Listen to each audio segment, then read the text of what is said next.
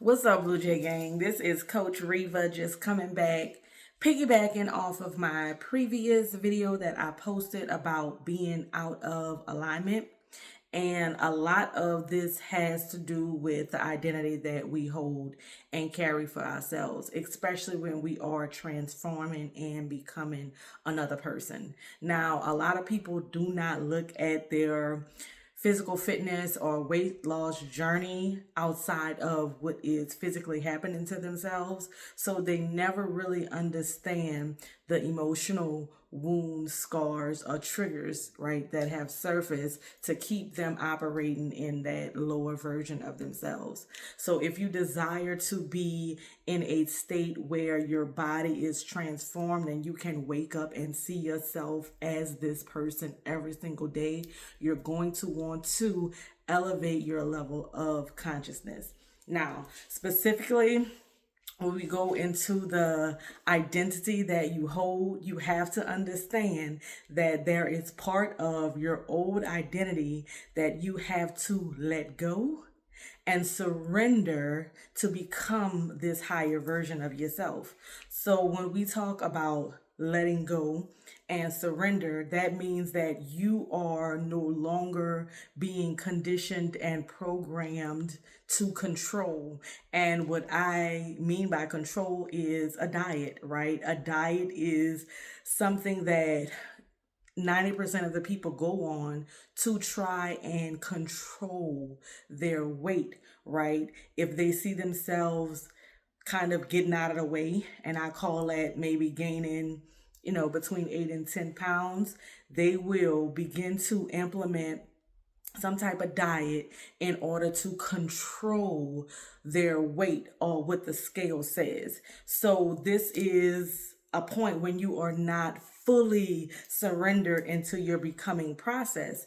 And this has to happen. Otherwise, you will continuously repeat the cycle and be out of alignment. Now, what I really want to tap in to when you are moving into this version of yourself, this higher version of yourself, the version of you that can sustain a body transformation for multiple years to come, a decade to come, right? You have to be able to recognize the people, places, emotions, the feelings in your body that trigger back that old version of you. Because once you wake it up and you keep experiencing these same emotions or patterns, thought patterns, even that you may have, you'll find yourself moving further and further from the highest version of you that you have written down, right? You have put it in writing, saying who you are going to be, right? You have created your non-negotiable about who you are. You have to understand this. And once you begin to develop this type of awareness about yourself, right, it will pour over into not just your physical fitness and body transformation. You will be able to see this in your relationships, right? Just a quick story that I had when I was driving. I was staying in Dallas for a while, just expanding my brand, meeting new people. And I had a thought, right? And this thought came from this older version of me, the version of me that was a wife. So I'm divorced now. And I had a sudden thought of my ex-husband, right, while I was driving, because there was some part of me that felt the need for a companion. Maybe I was feeling lonely. I was there on my own, right? But when I had this thought of him, I noticed, right, my body giving me a signal that was my chest, right? My chest started beating really fast, right? And because I have been practicing being an observer of my body and emotions, when I noticed this, went straight to check my thoughts, like who was I thinking about, right? And I noticed that had came into mind.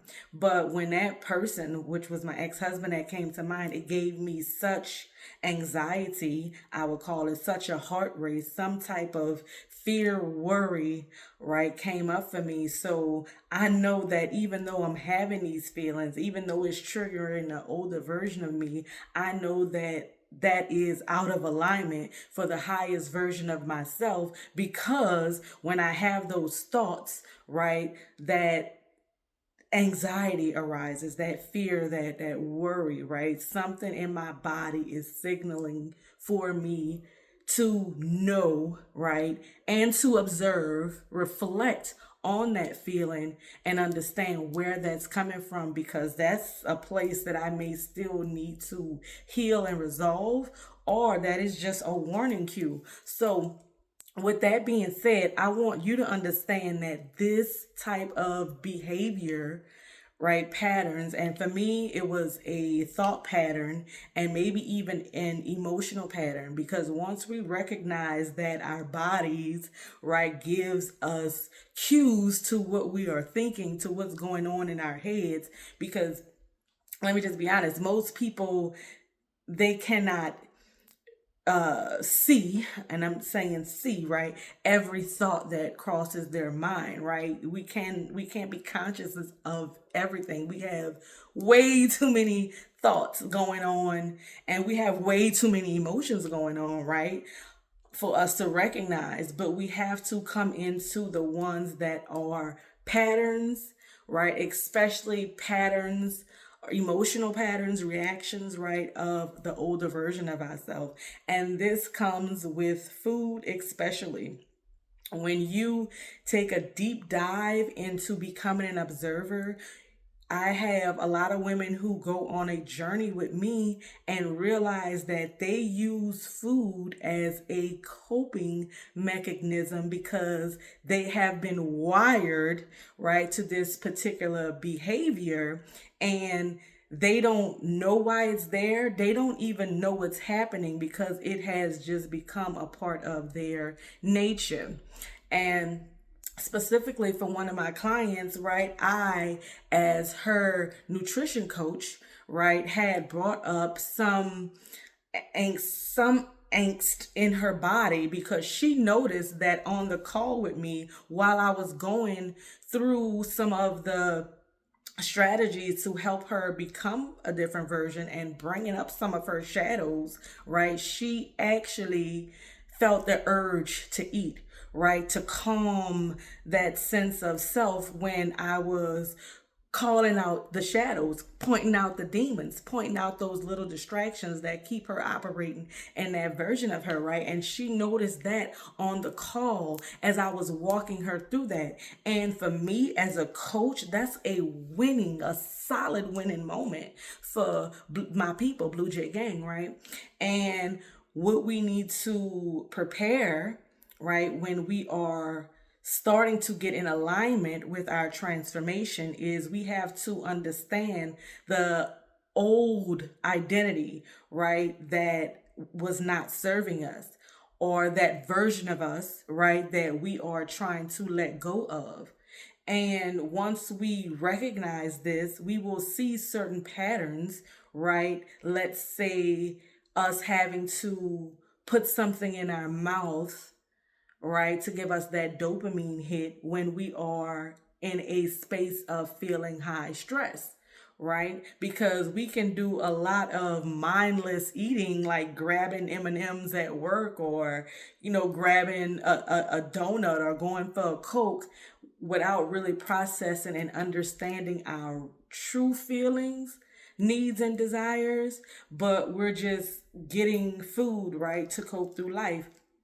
And if this is you, right, I want you to come a little bit more into my energy and in my space, because we are all living this human experience. We all use something to cope with, right? But if you know that you have this physical transformation, this body transformation that you want to have for yourself, you have to get ahead of your triggers, right? You have to avoid the people, and I'm going to use people because I just brought up an incident of my ex. So you have to avoid the people, right, that bring you into this emotional reaction, because it will bring you into your older version, right? And it will keep you connected with it and bonded with it. And once you get so tight back in that grace, right? This entity, this old entity, right, of you, right? You are comfortable there, and you will start to begin to get comfortable, and slowly but surely you will go back into the version of you that your body feels at home in. And I do want you to realize that as well. Realize that you have a home body state, right? So I want to talk weight for a bit. Some people's home body state is 220 pounds, 230 pounds. This is their home body. This is where your body feels the most, even though you're uncomfortable, right? Like, this is where your brain is comfortable. Let's say that I know you have these goals, but you have a limit, right? Your brain has a limit. Okay, I'm going to let her lose 20, 30 pounds. But once we get to this 20, 30 pounds and we are changing, we are doing different eating habits, different exercises, right? Your brain will start to buck up against you, even though it once you desire this higher version of yourself, you will still be fighting with the entity, right, that was once 230 pounds, right? And sooner or later your brain, right, will, even subconsciously, right, which is why you have to be so aware of your emotions and triggers, it will push you back to, let's say, that 230 that we're giving an example, right? It's going to push you further and further to it, because that's home, right? And so you need to sit down with yourself, right, while we are getting in alignment, and you really need to evaluate currently the state of being that you're in right now.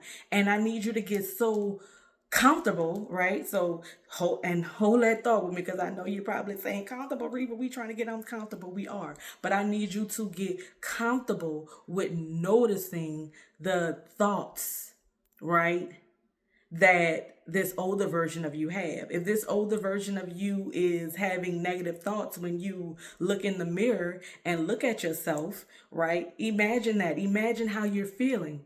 Your body is feeling depressed if you are looking in the mirror and are anything but happy and satisfied with what you see, right? Notice those thoughts. Notice the things you're telling yourself when you are looking at yourself naked in that mirror. And if it is not empowering, if it's not uplifting, if it is not positive, then you need to check yourself, right? You need to begin checking your emotions, right? On a daily basis. Do a self-check-in, right?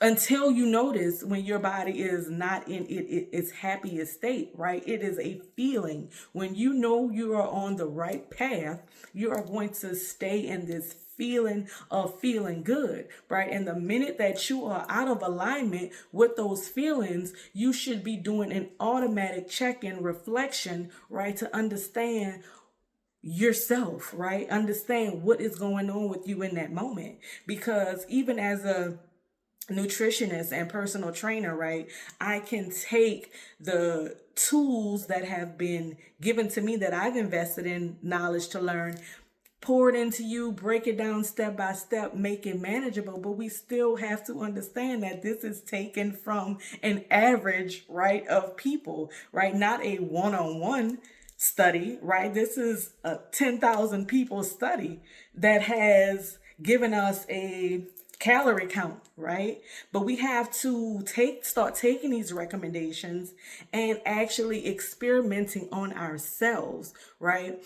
And not just experimenting on ourselves, really reverse engineering this whole approach, because we don't want to just give ourselves the 2,000 calories, right, in a day and say that, this is recommended and this is going to work for us. No, we want to do an experiment, right, and test ourselves and say, okay, let me check myself in the next 5 to 7 days. How many calories do I intake? Does this help me sustain? Does this bring my energy up? My metabolism? Is it burning faster? Right? We need to begin to dive so deep into an understanding of self that when we are confronted with a nutritionist like myself, with a personal trainer like myself, that we are so inept and in tune with our bodies that even given the recommendations, we know how to steer right